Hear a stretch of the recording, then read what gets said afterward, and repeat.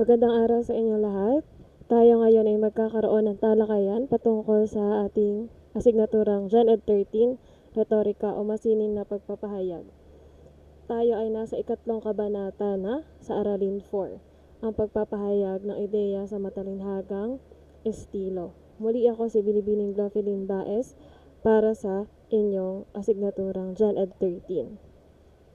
Kung nakikita nyo sa aking unang presentasyon, meron ako dito isang matalinhagang pahayag na a storm in a teacup.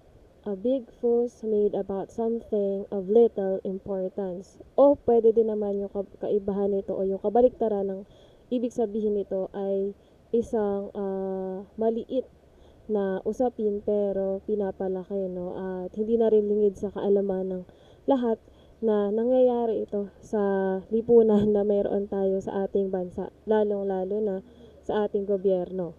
Ayan, at tamaan, huwag magalit, pero ganun po yung kadalasang nangyayari sa ating ekonomiya at sa ating pamahalaan. At dahil dito, magkakaroon na rin kayo ng ideya kung ano ba talaga yung mga ginagamit o mga kasangkapan para sa isang matalinhagang estilo ng pagpapahayag. Ang isang halimbawa na riyan ay ang paggamit ng mabubulaklak na salita. Ayan. Sa isang talagang nakikita natin na ginagamitan ng matalinhagang estilo ay kapag nakikita natin yung isang panitikan o isang literatura ay gumagamit ng mabubulaklak na salita. At estilo din ito para mas makahikayat pa ng makikinig o magbabasa ng mga isinusulat o ipinapahayag natin, yung mga mabubulaklak na salita. Dahil dyan, kailangan muna nating balikan kung ano nga ba ang denotasyon at konotasyong kahulugan o pagbibigay ibig sabihin sa mga salita o sa mga pahayag. Kasi dahil nga po sinasabi natin, di ba, matalinhagang estilo. So titignan natin yung kahulugan nito. Papabor ba tayo sa denotasyon na kahulugan o doon sa konotasyon na kahulugan ng mga ito?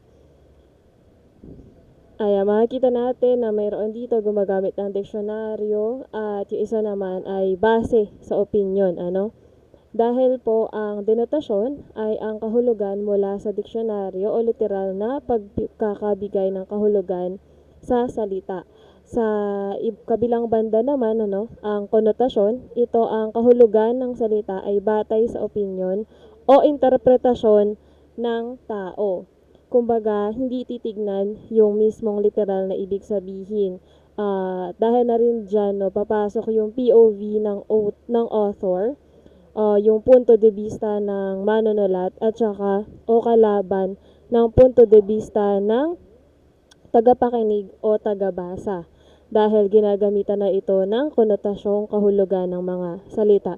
Isang halimbawa na riyan ay ang salitang kalapati. Ayan, kapag nakikita natin yung salitang kalapati, maiisip natin kapag literal na ibig sabihin ng salitang ito ay uri ng ibon. Ngunit, kung bibigyan natin ito ng opinion o gagawin nating simbolo, bibigyan natin ng iba pang pakahulugan base sa interpretasyon ng bawat isa, pwede natin itong gawing simbolo ng kalayaan o kabanalan, yung kalapati. Okay? At ngayon ay meron ako ditong 4 na clip arts. Kung makikita natin, yung unang clip art na meron ako ay umuulan ng aso at pusa. Kung sa English, it's raining cats and dogs. At yun, kung titignan natin ang literal na ibig sabihin nito, ay ito yung makikita natin, kumbaga, ma-visualize natin na itong nasa clip art na ito, yung nangyayari kapag sinabi natin it's raining cats and dogs. Pero, ang pinaka-ibig sabihin po niyan, ay umuulan ng malakas. Very heavy yung ulan na mayroon. Kaya siya tinawag na it's raining cats and dogs. Ang pinagmulan siguro nito ay yung tunog na nanggagaling sa bubong na parang may pusa at aso sa sobrang lakas ng ingay o sa sobrang lakas ng patak ng ulan sa mga bubungan. Yung ikalawa naman ay meron ako ditong kaibigang buhaya at siya ay lumuluha. Tawag dito kung sa salitang wika natin ay iyak ng buwaya na maiihalin tulad sa pekeng emosyon o pekeng pagbibigay ng nakakalungkot na emosyon, no? At hindi na rin lingid sa kaalaman ng iba, no? Nagagamit natin. Kaya siya, buwaya ay kung pampolitika, no? Kung magsasabi tayo ng mga pampolitikang ideya, alam nyo na kung bakit buwaya siya. At ikatlo naman ay, kung makikita nyo dito, ay umiiyak na sibuyas o maiihalin tulad natin siya sa sawikain natin na balat sibuyas na ibig sabihin ay iyakin. Ayan, dahil madalas nga tayo ay napapaiyak sa pagbabalat pa lamang ng sibuyas, no? Yun, doon nagmula kung bakit tinatawag na balat sibuyas ang isang taong iyakin. Isang matalinhagang pagbibigay ng pahayag po iyon. Sunod naman, kapag sinabihan ka ng may gatas ka pa sa labi, ayan, ibig sabihin ay bata ka pa. Dahil ang mga kadalasang nagkakaroon ng gatas sa labi ay talagang mga bata. Kaya siya ginagamit na matalinhagang pahayag sa pagsasabi na bata ka pa. At dahil dito sa apat na binigay ko, no, na matatalinhagang pahayag, papasok po dito ang mga idioma. O sa Ingles ay idioms. Ayan. Dahil ang pag-aaral ng mga idioma ay kaugnay sa kaalamang pangretorika. Dahil nga po pag sinabi nating pangretorika ay malalimang pagpapahayag o pagsusulat at ito ay papasok sa pang-akademikong pagpapahayag o pagsusulat. Kaya kailangan din natin siyang gamitan ng matalinhagang estilo. Ito ay nagpapabisa, nagpapakulay at nagpapapakahulugan sa pagpapahayag. Ayan po, no? Ano nga ba ang idioma? Unang definisyon ay mga dituwiran o ditahasang pagpapahayag ng gustong sabihin na may kahulugang patalinhaga. So, kung babalikan natin, kagaya nga dito sa ikalawang definisyon, ay malayo sa literal o denotatibong kahulugan ng salita.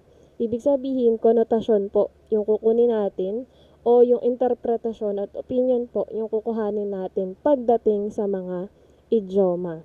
Ikatlo, tinatawag din itong idiomatikong pahayag o sawikain sa ating wika. Ayan, nabanggit ko na nga po kanina gamit yung aking apat na clip art sa ating introduction.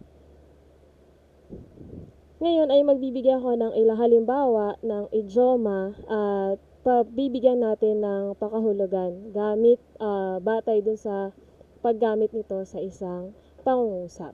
Halimbawa ay ang aking kaibigang si Molly ay may pusong mamon.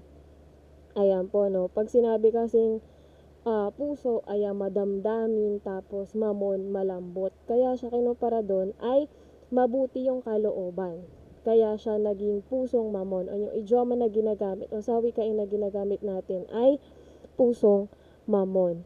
Ikalawa naman ay ang ama ng tahanan ay kayod kalabaw na upang matustusan ang pag-aaral ng kanyang mga anak. Dito naman, no, kung makikita natin sa mga magsasaka, no, gumagamit sila ng kalabaw sa pagsasaka at talaga namang grabe yung paggawa nito o yung pagtatrabaho nito sa sakahan. Kaya din siya ikinumpara yung pagtatrabaho ng matindi, no, o mapursiging pagtatrabaho ay kinumpara sa pagkakayod ng kalabaw. Kaya kinumpara yung ama dun sa yung pinaka-idioma natin na kayod kalabaw ay inahilin tulad sa pagtatrabaho ng masidhi, no, o porsigidong pagtatrabaho. Kaya siya naging kayod kalabaw. Yung ikatlo naman ay bukas palad ang kanilang pamilya sa mga nasunugan. Ay, pag sinabi kasi nating tikom, yung palad, ibig sabihin nagkikimkim, no? Hindi siya mapagbigay. Pero kapag naging bukas palad, yung palad mo, no? Ibig sabihin nun, mapagbigay ka. Kaya po siya ikinumpara, no, sa pagiging mapagbigay, yung bukas palad. Ayan. Isa naman pong uri ng matalinhagang estilo sa pagpapahayag ay ang mga tayutay. Katulad po ng idioma o ng mga idioms, yan, kailangan din ito ng konotasyon, no? Kailangan din itong basahin or i-read between the lines para natin maunawaan. Ang tayutay o figurative language sa Ingles ay isa ding napaka-epektibong mga kasangkapang pangretorika kasi nga po ay malalimang isipan ang kailangan para maunawaan at kumbaga pang-akademiko din talaga siya kasi kaya nagko-compare and contrast kaya siya naging magandang estilo na pang-retorika, yung mga tayutay po. Ayan, wag mo kakalimutan, yung tayutay po ay figurative language sa Ingles para hindi tayo masyadong maligaw. Dahil sa ating English subjects, maybe nung junior high kayo o nung senior high kayo ay napag-usapan na din kung ano nga ba yung figurative language. Siguro, konting review lang yung gagawin natin sa ating aralin ngayon at ilan lang yung ibibigay ko. Dahil yung iba ay ilalagay ko na sa inyong aktibidad para makita ko yung pagre-review na gagawin ninyo, no? At kung naaalala pa ba kung ano yung mga figurative language na wala dito sa presentasyon natin ngayon. At ang isa pa po no, na kadahilanan kung bakit matalinhagang estilo ang mga tayutay dahil nakakapagbigay tunog ito o musika sa ating mga binabasa o sa ating napapakinggang pahayag, no? Hindi siya literal na music, no? Pero nagkakaroon ng tunog yung ating yung ating nababasa at ating napapakinggang pahayag dahil po nga ay ginagamitan ito ng figurative language. Ikalawa ay napapalawak nito yung ating imahinasyon o guni-guni kasi nga po ay pinag-iisip tayo nito ng malalim. Kaya po ay pinapalawak nito ang ating imahinasyon. At ang ikalawa naman po ay pinapasidhi nito yung ating damdamin para po makita natin kung nalalagay ba natin yung sarili natin dun sa naririnig natin at nababasa nating mga pahayag.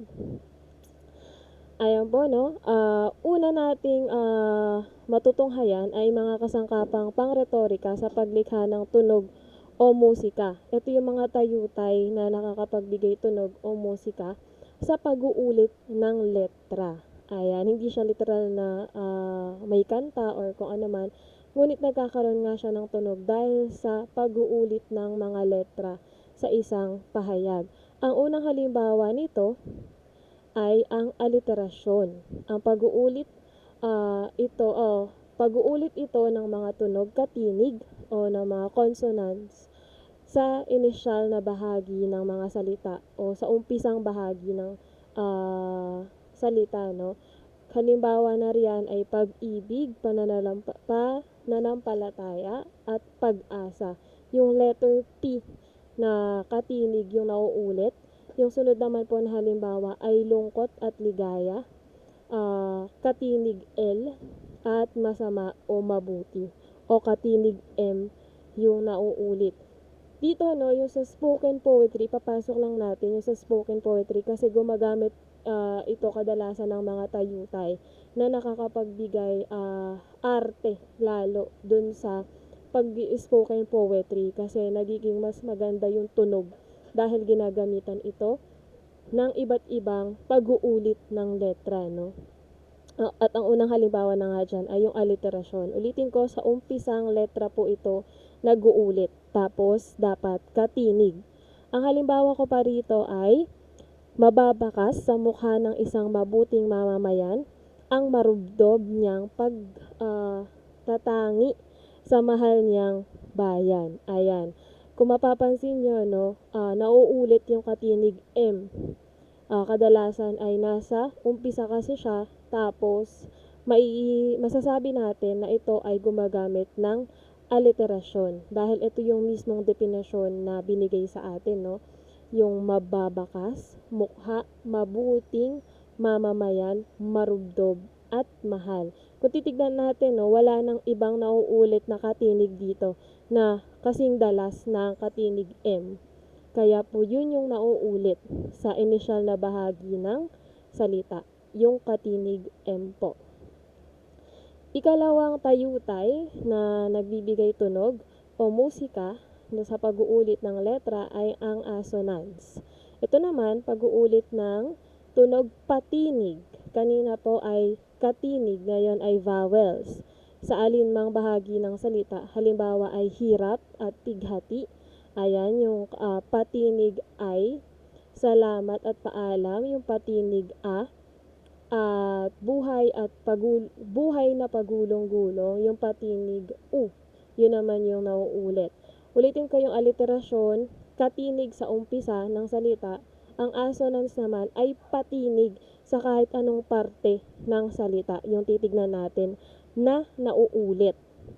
Ang halimbawa ko riyan ay nasisiyahan ka palang manghiram ng ligayang may hatid, nakamandag at lason.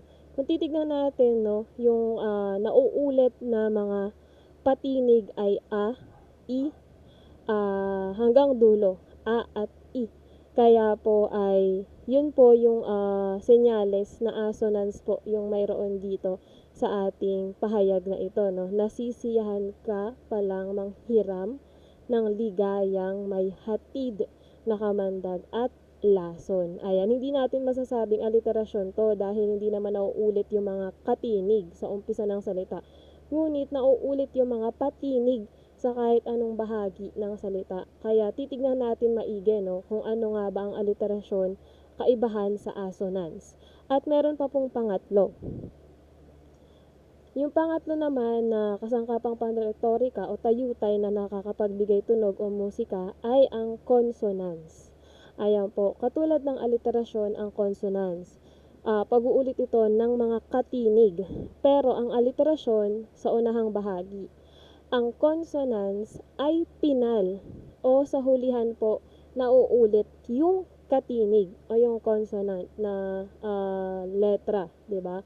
Halimbawa ay kahapon at ngayon, yung katinig N. At tunay na buhay, katinig Y. At ulan sa bubungan. Ayan, katinig N naman yung nauulit sa consonants na ito, no? Halimbawa na pahayag, ang halimuyak ng mga bulaklak ay mabuting gamot sa isang pusong wasak. Ayan po, no? Parang ang ganda niyang pakinggan, masyadong matalinhaga. Pero ginagamitan kasi siya ng consonants. Kaya natin masasabi na matalinhaga din yung pahayag na ito kasi may tayutay na consonants. Okay po? Pag-uulit ng letra kaya nakakagawa ng tunog o musika. Ayan po, no? Halimuyak, bulaklak, wasak. Yun po yung ginamitan ng consonants.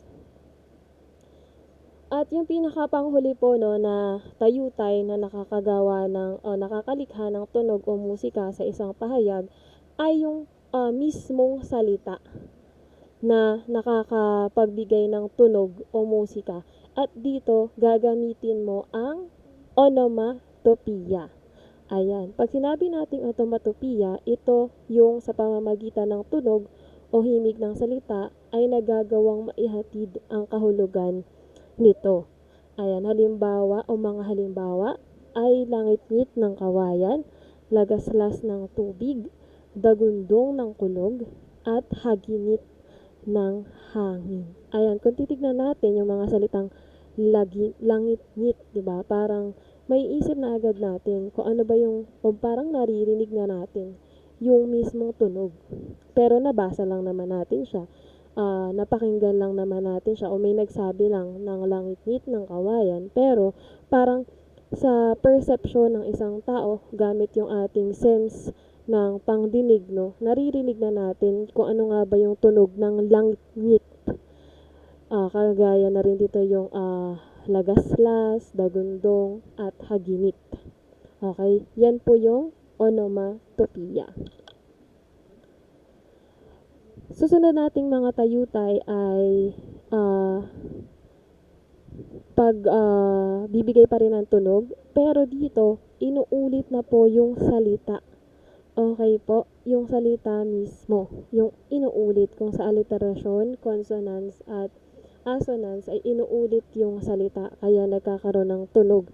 Pero dito, uulitin na po yung mismong salita. At ito ay ang tayutay na anapora, pag-uulit ng unang bahagi ng pahayag o ng isang taludtod. Pag anapora, unang bahagi. Ano po? Halimbawa, kabataan ang sinasabing pag-asa ng ating inang bayan. period. Kabataan ang sanhi ng pagsisikap ng bawat magulang, period. Ngunit kabataan din ba ang sisira sa kanyang sariling kinabukasan? At kabataan din ba ang wawasak sa pangarap ng kaniyang kapwa? Dito, kitang-kita natin yung paggamit ng anapora dahil inuulit yung mismong salita at nagkakaroon siya ng emphasis, no, sa dahil naririnig natin na ah, paulit-ulit yung kabataan. Dito papasok din yung sinasabi natin redundancy. Pero yung redundancy kasi wala siyang importance, no? Ibig sabihin parang mali lang yung construction. Pero kapag ginamitan natin ito ng anapora, ibig sabihin may purpose kung bakit paulit-ulit yung mismong salita na meron tayo. Estilo to, no? Matalinhagang estilo to nung nagsulat o nung nagsasalita patungkol dito sa pahayag na ito. Ang sunod naman, no, pag-uulit pa rin ng salita ay ang epipora. Ito naman, pag-uulit ng salita sa huling pahayag o sa huling bahagi ng pahayag o taludtod. Kung ang anapora ay unang bahagi, dito ay hulihan bahagi naman, no? Halimbawa, ang konstitusyon o saligang batas ay para sa mayayaman, gawa ng mayayaman at mula sa mayayaman. Inuulit yung salita sa dulo. Kapag yun po yung meron tayo sa matalinhagang estilo, ito ay epifora. At sunod na, pinakahuli din naman, no, sa pag-uulit ng salita na nakakagawa ng tunog o musika, natayutay ay ang anadiplosis. O anadiplosis, ito ang ay kakaiba sapagkat ang pag-uulit ay sa una at huli.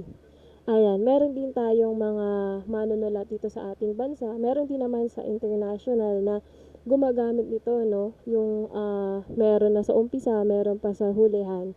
So, ang tawag po dito ay matalinhagang estilong anadiplosis o tayutay na anadiplosis. Ang halimbawa nito ay yung isang gawa ng ating sikat na manunulat na ang kanyang pen name ay si Joseng Sisiw o sa totoong buhay ay si Jose de la Cruz, no? Ang kanyang isang tula ay matay ko man yatang pigilit-pigilin, pigilin ang sinta sa puso'y tumiim na sintay kung aking pawiin ko'y tantong kamatayan ko rin. Yung mga salitang may salungguhit, kung nakikita nyo, no, na sa hulihan na siya, tas mapupunta ulit siya sa unahan, at ganun din yung iba pang salita, no. Kaya ito po ay ginagamitan ng anadiplosis. Katulad nga din ng nabanggit ko, no, baka sabihin ng iba parang redundant, ganun, pero hindi po. Estilo ito, o matalinhagang estilo ito ng manunulat. Nakagaya ni Joseng Sisio, no, na nagbibigay diin o emphasis dun sa kanyang gustong ibigay na mensahe sa kanyang tula. Ayan po, no? At dadako na tayo sa mga tayutay na nakakapagpasidhi naman ng guni-guni at damdamin. Ito dito sa tayutay na to o yung mga figurative language na to, alam ko ay familiar na rin kayo dahil naibigay na rin nga siya nung kayo ay nasa elementarya sa tingin ko at high school. Magiging review lang siya, no, at sa mga aktibidad na sa aktibidad na ibibigay ko pagkatapos nitong presentasyon na ito ay titignan ko kung alin pa yung iba pang tayutay o figurative language na alam nyo pa. Okay po? At pwede din naman pong manaliksik patungkol dito para sa inyong review. Ayan, una na dito ay yung tayutay na pagtutulad o simile. Ayan, hindi tuwirang paghahambing ito ng magkaibang bagay, tao o pangyayari pagkat gumagamit ng mga pariralang tulad ng kawangis ng, para ng, at gaya ng. Ayan. So, pag sinabi natin simile, sa isang pahayag, sinabi natin, alin yung tayutay na ginamit niya, hahanapin nyo lang tong mga to, no, yung mga pariralang tulad ng, kawangis ng, para ng, gaya ng. Halimbawa dito sa aking pangungusap na tumakbo siyang tulad ng isang mailap na usa nang makita ang papalapit na kaaway. So, yung sinasabi natin na inahilin tulad yung tao sa usa dahil nga po ay nakita niya yung napapalapit na yung kaaway, kaya siya inahilin tulad sa isang mailap na usa. So ganun po yun, yung pagtutulad na hindi tuwiran kasi ginagamitan pa po ng tulad ng kawangis ng para ng at gaya ng.